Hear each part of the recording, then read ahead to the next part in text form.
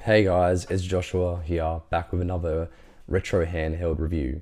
Today we have the Anbernic RG Nano in the red color. It says Magneto there, but this is the red color. So it took about 13 days to ship, cost me about 90 Australian dollars. I'll put the specs of the device up on the screen also for you to look at.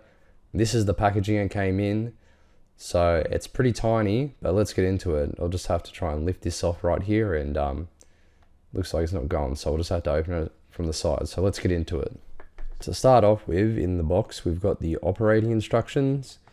This just shows several hotkeys and a diagram of the device, what buttons and how to transfer files. So we'll just put that to the side. We'll have a look at the actual device. So just try and pry it out, and here we have the actual device. There's a little foam screen protector on the device, but yeah, here it is. It's a lot smaller than what I thought it would be. I mean, it is the RG Nano though. It does fit in the palm of my hand, so that's good. And then we'll just leave that there, and we'll see anything else. We've got a little key ring here so that you can attach the device to, like, say, your key ring, belt, just have it on you. And last but not least, we have some cords here. I believe this might be the charging. Oh no, I see this looks like a headphone adapter to USB-C. So in case you want to plug in headphones, because this can be used as a media player apparently. And we've also got the charging cable. Nothing else inside of that box. And that's everything we get with the device. So we'll just clean it up a little bit here, and then we'll get stuck into the device. And we'll also try and whack the keyring on the device just to see what it looks like. So I'll just put all this off camera, whack this on, and then we'll come back to it.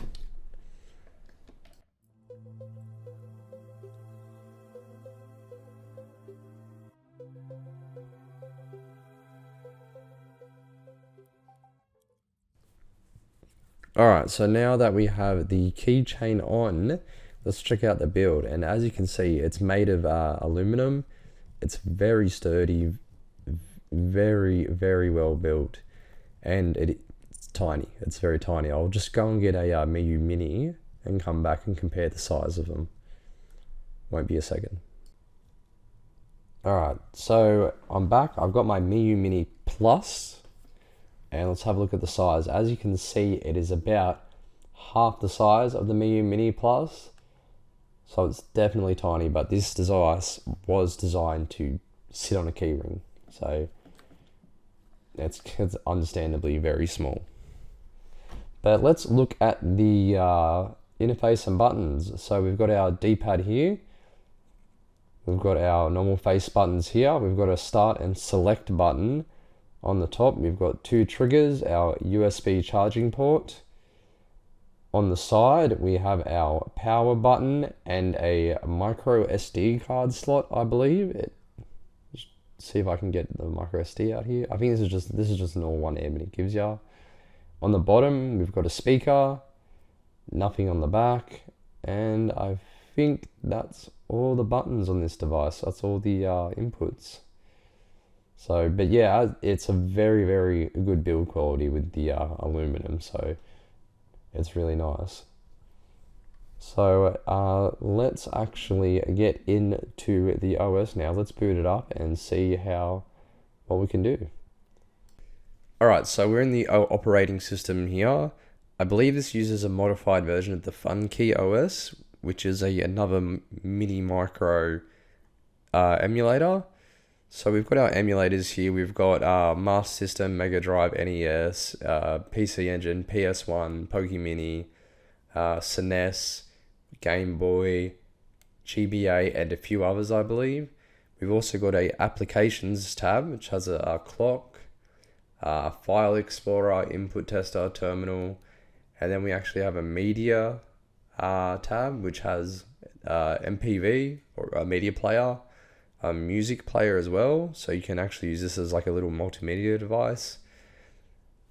And finally, we have some settings, which is just the normal power off, reboot, change wallpaper, change the skin, all that stuff. So that's basically the whole interface of this device.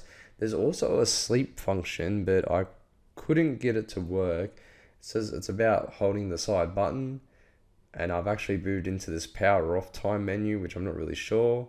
This is the clock that comes up when you first start the device, but yeah, I just couldn't figure it out. There's also a little menu when you just press the power button. You don't hold it, you just press it. You get like a little menu that comes up.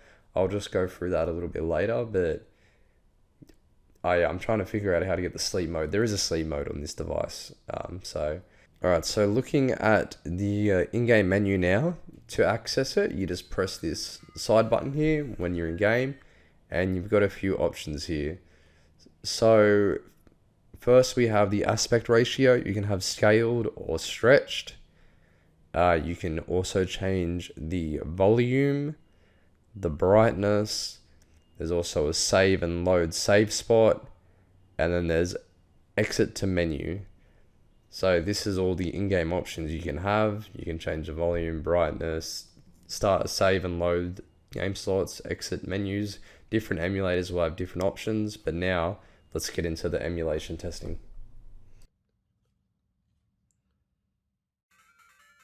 Alright, so first off, we've got Game Boy. Just normal Game Boy. It looks really nice on this screen. We're playing Mega Man 3. I'm not the best at this, sorry. But yeah, it runs perfect. Game Boy will run perfect on this, and it's actually a very good device to play Game Boy games.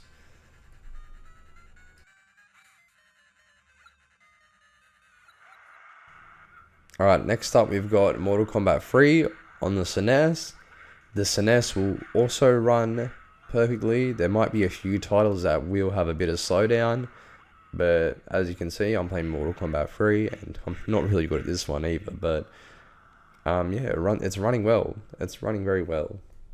So SNES and Game Boy will run good on this.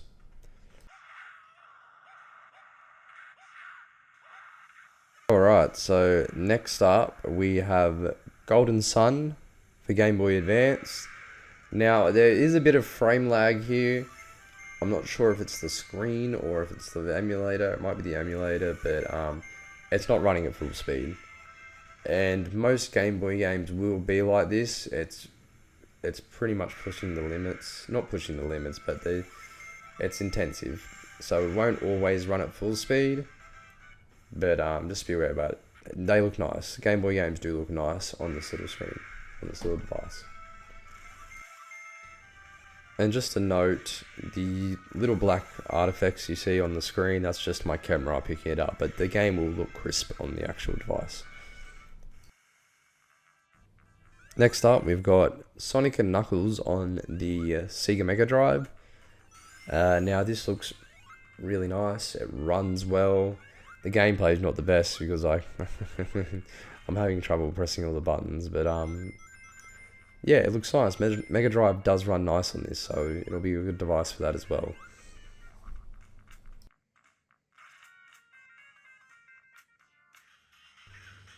Alright, and finally we have Tekken 3 on the PS1. Now, this is absolutely pushing this device to its limits. There is frame drops, there's stutters. It's not running very well. You can hear it in the audio. You can see it on the screen, so this is actually, yes, being pushed to its limits.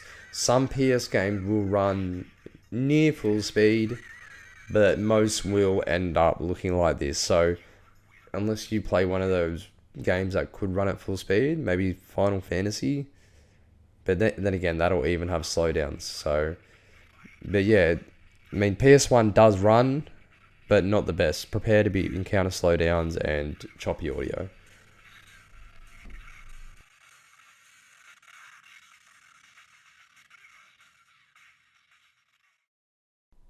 Alright, so let's get into the pros and cons of the RG Nano.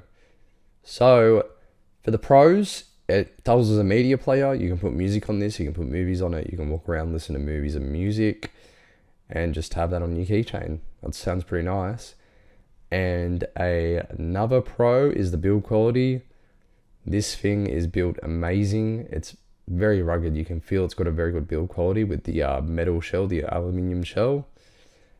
And that's really all the pros I can think of at the moment. It's a very good build device. But here are the cons. It's a niche device. Like, you're only going to have it on your keyring. You're going to play it from time to time on your keyring. It's very, very, very, very, very niche. And another con is the ergonomics. Your hands will get sore after 10, 15 minutes playing this device, but I guess that's expected for a device this tiny and niche, is that your hands are going to get really cramped unless you've got small hands. But mine, I did find myself after playing for 10 minutes getting a hand cramp with this device. And yeah, guys, that's the Anbernic RG Nano. It's a nice little niche device, something you can have in your keychain and play time for time whenever you have downtime anywhere. But yeah, guys, that's the whole review. I think if you like little niche devices like this, get one. But yeah, so if you want to see me review any other devices, I have an RG35XX on the way. I can do that comparison with that Miu. But I'm sorry if the audio was a bit off for this episode review. I am currently sick at the moment, so that hopefully that'll clear up by the time the next review happens, which would be soon, is when I get that new device. But yeah, guys, if you guys like the video, let me know. Leave a like. If you have any comments, any tips for new videos, leave a comment. Let me know. And yeah, that's everything. I hope you guys have a nice day. Peace.